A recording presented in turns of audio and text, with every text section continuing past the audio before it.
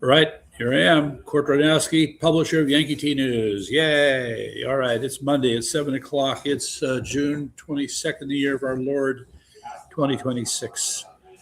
And the clock keeps ticking. Yes.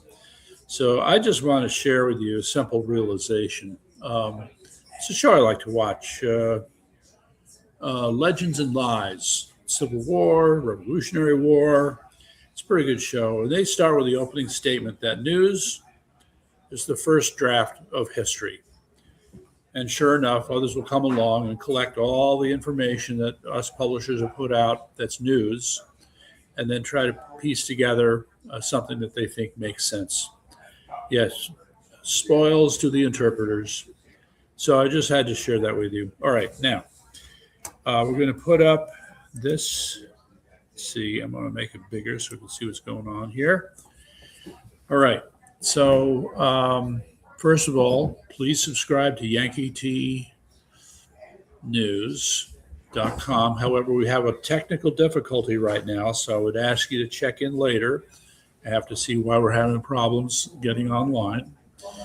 Telltone time, anything but Connecticut. Yep, you're just picking on every GD communist cause that you love and not dealing with Connecticut's real problems. Just saying. And then, Connecticut election fraud. Yeah, there needs to, I'm going to make a bigger deal out of this because we're finding just too many examples of things where the system in this state is it's just broken. It's just broken. And the other hard part is it may be about Connecticut election fraud, but it's so much more than that. Okay. The grip that the elites continue to have on our election system is unacceptable.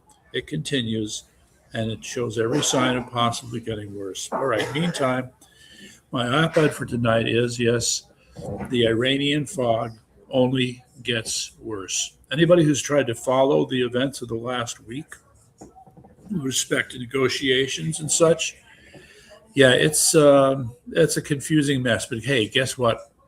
No different from being in a sandstorm in the Mideast. No different. So I will try to. I'll spend a little time on that. But yeah, so there's been a lot of news things here. When you can get into yankeetnews.com, I have more links for Hormuz Confuse. And so then Ukraine, China. Let's see, where is the other one here? Which one I mentioned quickly? Oh yeah. It's interesting. This problem is happening in both England and France, as well as the other countries, but they seem to have it worse. And also, of course, I have to mention, yes, thank God, he's gone, he's gone, he's gone. Starmer resigned. Now, but that's not a promise that things are going to get better. Just saying. So this is the other curious thing. Peter Thiel's secret society. I don't know. People seem to have a penchant here, or at least, how should I say this? The ultra wealthy seem to have a penchant for secret societies. There was one, the Shabbat, not Shabbat. It was a similar name though. Shabbat. There's a Shabbat society at Yale, which is sort of the Jewish equivalent of Skull and Bones. And we just found out about that a few weeks ago. And supposedly one of the members of that society would be Peter Thiel. Yet, here he is with a, what should I say, competing secret society? How weird is that? So there's that. And then AI about Mythos. Yeah. Ashamed of Pride Month. This to me, this is from the Connecticut Sentinel. And anybody who's a fan of ConnecticutSentinel.com, there you go. It's disgusting. And in the news, we have George Washington's 1757 beer recipe. So as the story goes, when he was a colonel in the British Army in America, he had a recipe in his notebooks for his soldiers where they would periodically make up this beer, and he would give it to his soldiers. I don't know if that was a substitute for getting paid, but they certainly welcomed it. And it turns out that there is a club in New York City, I am told, by Alan, that they actually make and sell this beer recipe. So one point, though, for all you beer lovers is that this is in the category of a low alcohol beer. So I don't know what the problem is with the fermentation process, but when you use molasses for some reason, I guess you just don't get the same kind of alcohol production. And as I said, we're going to be bearing down on this stuff, and it's going to be our new weekly feature, Connecticut Election Fraud of the Week. There is fraud on so many levels. Some of it might get repetitive. You're going to hear me bitch and moan time and time again about wireless modems. Wireless modems have no business being inside an election tabulator. Okay, they're just supposed to be tabulators. If they're just tabulators, why do you have a wireless modem? The mindless disregard that people like Stephanie Thomas, our supposed Secretary of State, has for simple things like this simply blows my mind. So guess what? We're just going to have to make a bigger and bigger stink. And yes, the answer is paper ballots. You get rid of the machines. Get rid of the machines. I know we're going to be repeating this over and over and over again. You get rid of the machines. Anyway, so let me hop back to the top of this. All right, where did you go? Where did you go? Here we go. All right, with respect to the op-ed, I just have to make a point here. Okay, the first thing is we've watched this shifting back and forth. The Iranians are insulted, they leave, then they come back. They wouldn't allow nuclear inspectors, now they will. The Hormuz was open, now it's closed. All right. Meantime, we have these reports of 25 million, maybe 33 million barrels of Iranian oil have moved through the straits. We have pulled back the blockade. Is that true? Well, I'll give you my spin on it, which I've said before, and others, I haven't heard it mentioned yet. But it comes down to this. We may downplay the impact of the blockade on oil transport, and that's a mistake. For more countries, more oil-dependent nations, this has had a bigger impact over the last, 2 months than is realized. And a lot of countries, and some even say America, have been confronted with some very difficult choices in the next few weeks if we don't open up the strait. So we have this screwed up situation where Iran has said they've closed it down, and I guess some people are agreeing. I mean, they said it's a low bar. One missile hits one ship, gee, that's one for the home team, so to speak. But on the other hand, nothing else is getting through. I mean, what's going on here? I mean, I just find the information to be inconsistent. In any event, all of this leads me to offer up the following observation, ladies and gentlemen, which is President Trump is only beginning to learn some hard lessons about geopolitics. Let's face it, Iran is a special case. It is a big part of the Mideast. It has a long, rich history. And we seem to be a little slow on the uptake in terms of what those lessons of history are supposed to be with respect to Iran, better known as Persia. Okay, so as I like to say, not everything is in your favor, President Trump. Not every battlefield is laid out to your liking. Despite the shortcomings, the Iranians are worthy foes. I don't like saying it, but they've been clever and creative in their negotiations. So I think at the very least, this concept of a 60-day ceasefire being renewed offers us some opportunity to really try and figure out how to deal with this. So the argument in my op-ed is very simple. There is only one answer, and that is the regime must go. President Trump has avoided saying as much. We know that the Israelis are dedicated to as much. And we've had, well, if you want to start with March, this is March, April, May. We're almost done with it. It's almost 4 months, okay? And we've seen very limited street level resistance. A few dust ups here and there, but nothing significant. Maybe in a couple more months it'll be more significant, because I got to believe, especially at least in the case of Mossad, they're working overtime on putting together a street level resistance. And the other point was that people, myself included, were looking at the Kurds and saying, "Yeah, the Kurds to the rescue, they'll do it." No, it turns out we just don't have enough. Their armed forces are just not enough for the task. So at least for the moment, there are a lot of things that just seem to be working in the favor of the IRGC and the Ayatollahs. And in the meantime, though, even though we had been choking their economy, the problem now is if we're allowing them to receive money. Oh, by the way, I forgot to mention, today, you had Treasury Secretary Bessent announcing that they're giving a 60-day temporary license to Iran to ship oil and make money on the oil. Now, I'm sitting here going, what the hell? This is insane. What are you people doing? But that's the situation. I almost feel like I'm making excuses for President Trump. But then again, as I said just a minute or so ago, it could be that the oil supply situation on the world market is a lot tougher than we think it is. And so we're almost forced to do this. And so then you're left with another realization, which is really hard to accept. Operation Economic Fury may have served to choke Iran economically. There's a limit, because surprise, surprise, this major oil exporter is an integral part of the international economy. And so as a result, there's a limit in terms of how much impact you can have on them. So I just don't know what else we're going to be seeing here. But so I interpret this as not a good situation.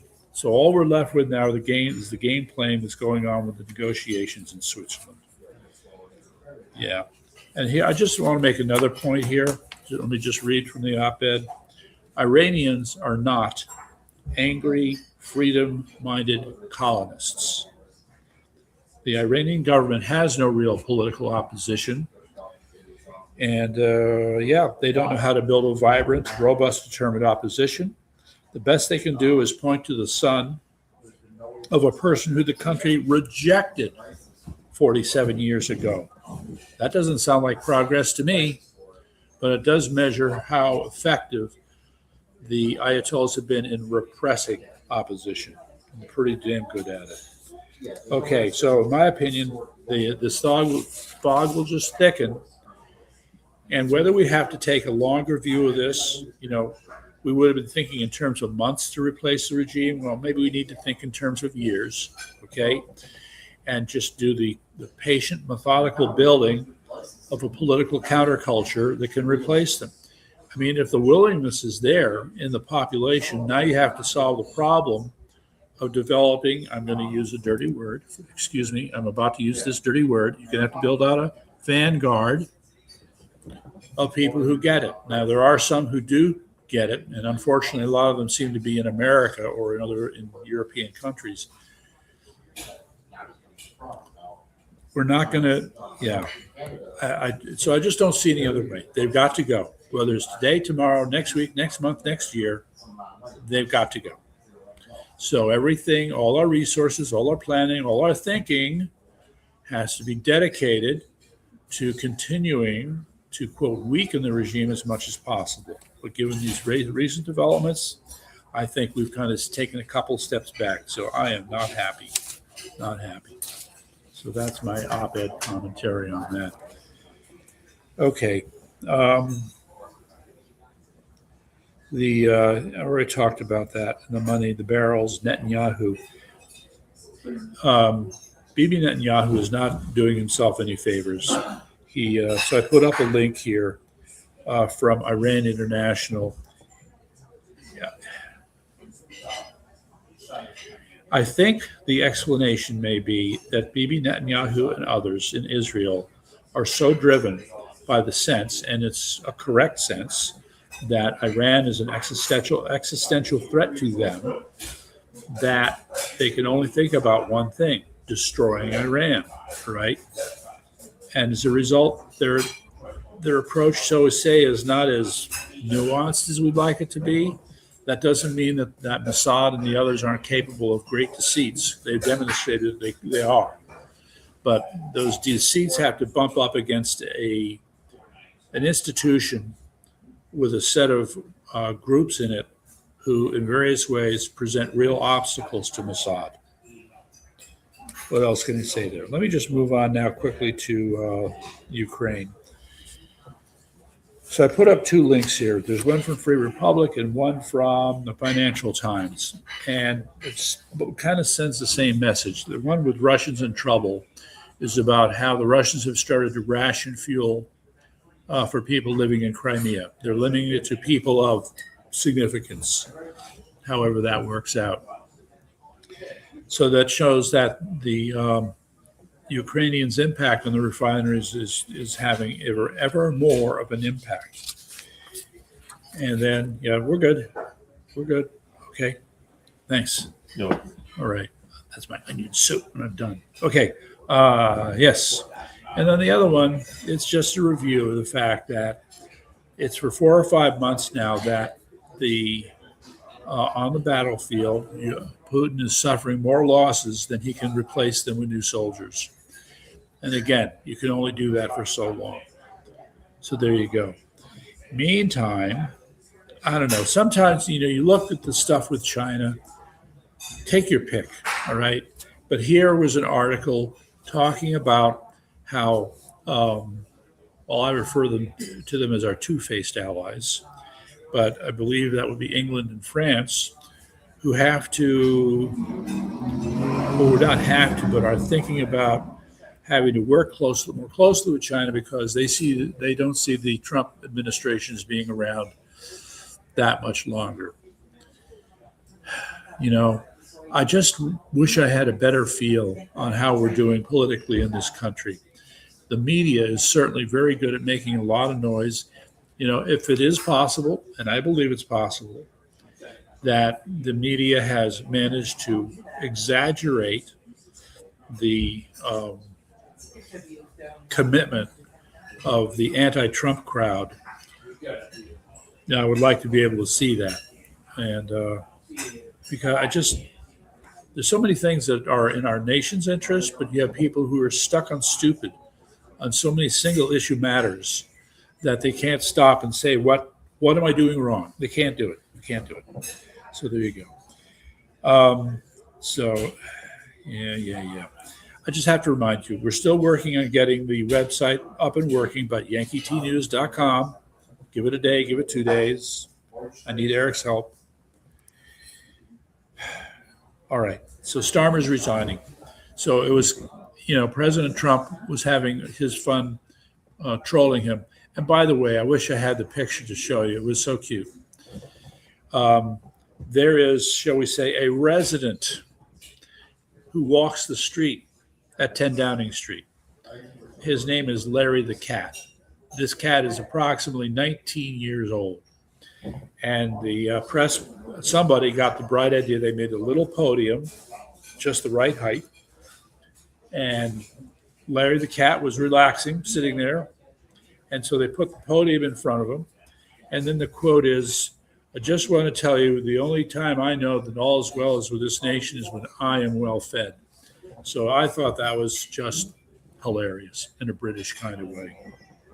Anyway, so Starmer's gone, and now the talk is about this mayor of Manchester named Andy Burnham, I think. He's just a shinier version of Starmer, which means it's the same. The new boss will be the same as the old boss. And I just am appalled at this. The number now, ladies and gentlemen, is 13 million immigrants. 13 million immigrants in a nation of 60 plus million people. Maybe it's higher. But this is a problem, okay? It's not 6% of the population. It's more like 20% of the population. So why should we be surprised that there are huge problems? My heart goes out to the British and the problems that are being created for them. That the Belfast riots in Northern Ireland, which is part of England, have started. I think this is what it's come to. What I don't know what else to say. This is what it's come to. Anyway, just quickly, the other things I wanted to mention is that there was an article about the AI program that is reputed to be able to crack anything. That's Mythos. And so the NSA put out a report that they had run a trial with Mythos and it broke into everything they had indoors. I'm calling BS on that story. Okay? Calling BS. Meantime, in Connecticut, at the Hope Church or New Hope Church in Waterbury, Connecticut, we had what was the most appalling demonstration of a repudiation of Christianity by having a drag queen gospel. All right. And again, when you can get back on there, you'll find the link to it, ConnecticutSentinel.com. Horrible. And then there's the beer recipe. I actually published the actual beer recipe for everybody. Connecticut election fraud of the week is a Mr. Robert Hoggard out of Middletown, Connecticut, who has been caught committing quite a few cases of forgery. The SEC, the State Election Enforcement Commission, has a miserable reputation for enforcement. They make a mockery out of the concept of enforcement. But here, they've actually taken a case and referred it to criminal justice in Connecticut. So thank God for that. We'll see how far that goes. Meantime, food additive of the week is acesulfame potassium, all right, an artificial sweetener. Now, it's considered safe, but it's considered safe only in small quantities. But there are still limits to how much you should have. And this acesulfame, they get away with it because it's supposed to be 200 times sweeter than sugar. But still, if you have people hooked on whatever the product is, they're going to get it, and they're going to get too much of this. And the idea is that you can reach a point, there are long-term risks, insulin resistance, messing up your gut biome, as well as cardiovascular concerns. So once again, I say go organic, stick with the natural stuff, even if we're talking about sugar, and avoid anything in which the label on the package has acesulfame potassium. Okay, so we'll see what we'll be talking about next week. Other things will be coming. And for now, I'm going to say that this is it. So thanks for sticking around. And more will be coming. More will be coming.